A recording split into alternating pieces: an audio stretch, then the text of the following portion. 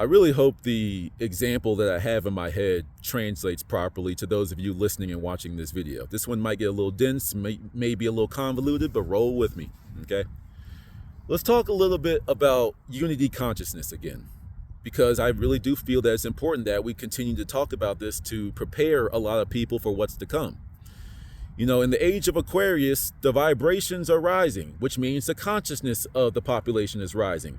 When the consciousness of the population rises, that means that the original tricks of the elite, of the cabal, of the super duper bad guys of the world no longer work. The same thing, like it's kind of like the coin behind the ear that, like, you know, your grandma or grandpa would do to you back in the day. But whoa, magic! No, you now know that they had the coin and they pretended to pull it out of your ear. The same thing is going on with the lack of, or the loss of power that the cabal is experiencing right now, which means that they're getting sloppy, and that means that we are very close to a full disclosure of all the BS that's been going on around us, that most of us have been, us truthers out there have been called conspiracy theorists over, and we just been trying to tell you before it happened, you know what I'm saying? Or before it came to light anyway. So a definition of unity consciousness can change based off of who's speaking, right?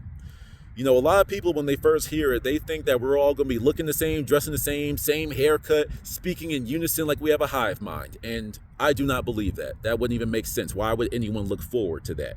We are all on this life to learn. We are all living in this experience to live an individual experience. You know, we learn our own lessons and bring them back to the collective mind, which I'm getting to here shortly. You know, that's what we're here to do. There's always going to be the individuality, the individualness of expression. I don't see what's the point of going back to unity consciousness if we all look the same, dress the same, talk the same, laugh at the same jokes. It's stupid. That makes no sense. To me, unity consciousness is basically remembering that you are a reflection of the one mind, of the higher power, of what some people may call God. You are simply a reflection of that learning about itself. And if you don't like the term God, higher power, anything like that, and you think it's all about you, cool. You will realize that we are all interconnected, just like how the tree roots are all connected and they supply, you know, nourishment to the tree. And then there's certain forms of fungi and bacteria that live on the roots and all this type of stuff. It's an interconnected web. It's an interconnective matrix, not using it for the negative way. The same way each individual person is connected to everything around it too. You're born in nature. What makes you think that you're separate from it? So then once you realize, once you remember that you're connected to the people around you, you'll remember that you're connected to nature. Nature came from what?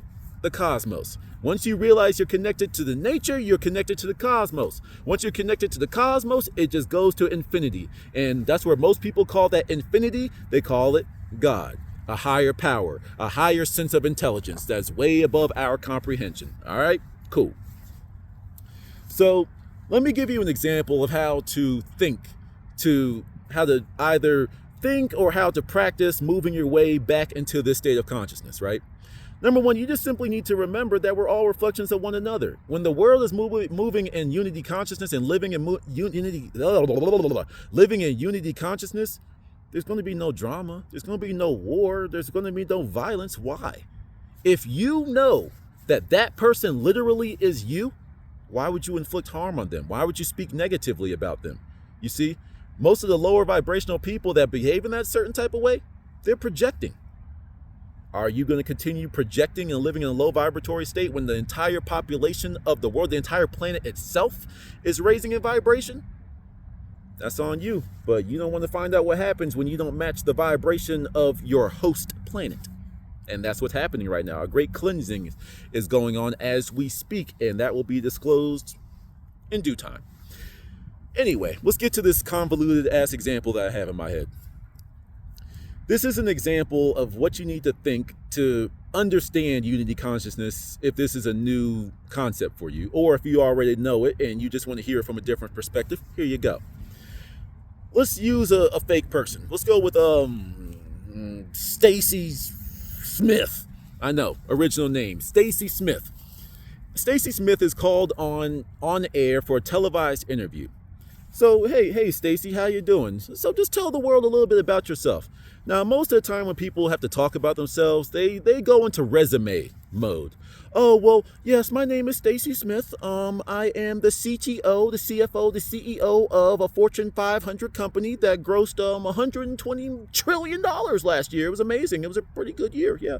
Let's see, I'm part of this forum. I'm part of this board. I'm part of this, right?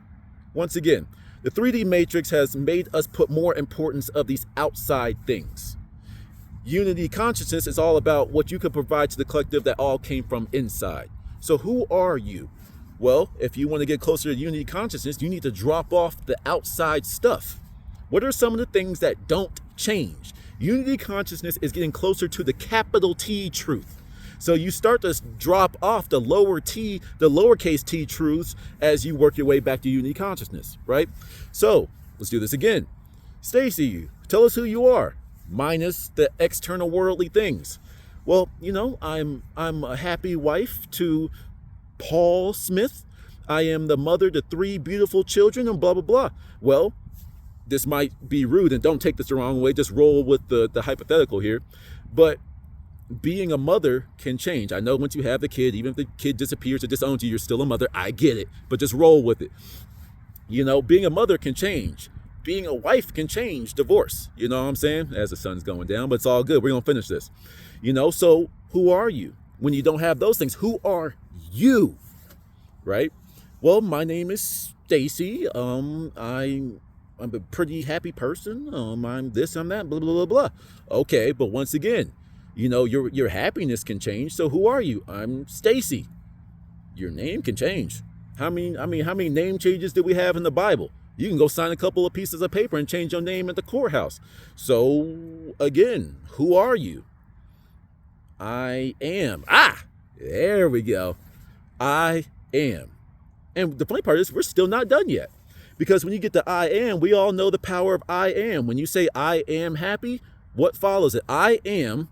And then you program that sentence I am with what you want it to be. I am happy. Now, once you fully believe that in your subconscious and your higher self and whatever, that's what you will begin to experience. You see how all that external stuff came from your I amness? Okay. So now that you dropped off everything, you now know that you are. I am. Okay. Well then, am can change. What if you stop existing? What if you die? What if you this? I. So we are now a singularity. Well, I implies separation from something. So if you drop off the I, what are you? And of course you have to say the words to make a full sentence, but it's like nothing. I'm nothing. There you go. Now, when people say I am nothing, typically in this 3D matrix world, we tend to say, oh, I'm nothing, But no, it's like you're nothing. You're nothing until you begin to, you see how we start to build this back on? You're nothing until you have consciousness. You know, once you have consciousness, you then start to question things and ask things, and you start to identify yourself. I'm pure consciousness. Then it's like, well, what am I? I am. And then when you start to realize that we are all, in my definition, we are all what some people will call God. We are all from the same thing. And, you know, when people say that you die, you return to Allah, it's like, it's the same thing. We are all reflections of that higher power, of that not global, but of that universal intelligence. You see what I'm saying? So when you're starting to build it back up, I am Bob, I am Stacy, I am Tim, I am grass, I am dirt, I am tree, I am air, I am rocket ship, I am idea, I am blueprint, I am, you see what I'm saying? All of it stems back from that.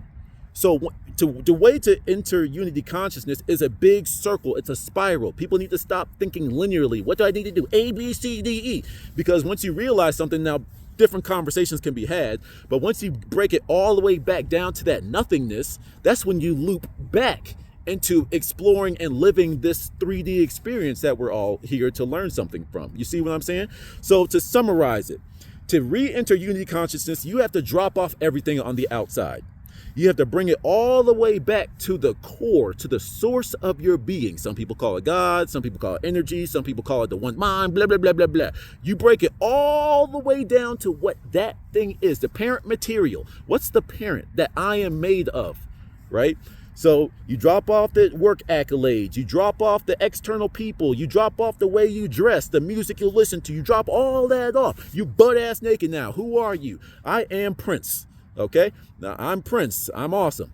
Okay, awesomeness can change and it's very subjective. So who are you? I'm Prince. Cool. Drop that off. I am. I implies separation, or I am can change. So I drop off the am. I implies singularity. Singularity from what? Something. And that's where the conversation can go wherever you want it to. But let's just say that's the 0 point. You know, people say 0 point energy. If you don't like God, higher power, all that type of stuff, then you are returning to 0 point energy. You have effectively hit a reset button on the trajectory of your life. Once you were feeling like you were above people because you had this fancy job, you got money, cars, women, men, whatever it is that you're interested in. You know, you got the jewels, the necklaces, you got the creme de la creme, the highest level of technologies and all this type of stuff. You're an amazing person, but it doesn't mean anything in the grand scheme of things. Once you die, it's gone. You know what I'm saying? You don't take it with you. You don't even want it with the places that you're going to. You know what I'm saying? So you have to return to the 0 point. But 0 can't exist. That's the other part of it that I was trying not to go to, but I done said it, so I gotta explain it now. Nothing can't exist, because the pure fact of saying that nothing is over there means that there is a characteristics, there are traits that imply that that thing, that word called nothing, exists over there. The default existence, the default state of the universe itself is existence. So non-existence cannot exist because it exists. Go ahead and play that back a couple of times. You know, the word, there had to be a word to describe what was going on over there, that nothingness over there. With you defining it, you've thus given it existence. I'm not sure if that made sense, and that's part of the convoluted example that I had in my head. But nevertheless, I hope that made some type of sense. If it didn't, just tell me that made no type of goddamn sense, and I'll try to do it again. Till the next one. Peace.